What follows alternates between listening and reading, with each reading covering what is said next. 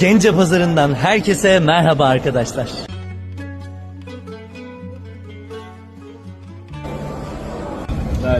Gence Pazarı'nda gezerken elinizde mutlaka bir sepet olması gerekiyor. Gence Pazarı'nda sepet ustası Vilayet abiye geldik şimdi. Abi selamünaleyküm, nasılsın? Sağ ol. Allah Yaşlısın. sağ ol. Sağ ol. Sağ ol. Allah kemerinde olsun. Sağ ol. Sağlam böyle. Başlayayım. Gördün. Tamam. Gördün başladık. Böyle.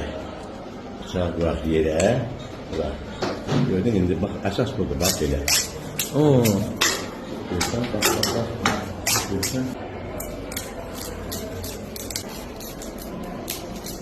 Tamam. Böyle. Belirleyende gördün sevet hazır.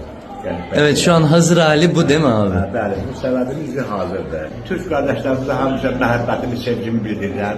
Allah onlara can sağlığı versin, uzun ömür olsun. Hamısı Türklər bizim, elə biz özümüz də Türk, kökümüzdür, əcdad. Biz Türk'ük, Türk oğluyuq, Türk balasıyıq. Kesinlikle. Hamımız biz. Biz bütün Türklərə, bütün xahişdə yaşayan, öz vətənimizdə yaşayan Türklərə hamısına can sağlığı, uzun ömür arzulayırıq. Allah razı olsun abi. Çok memnun oldum tanıştığıma. Çok sağ ol.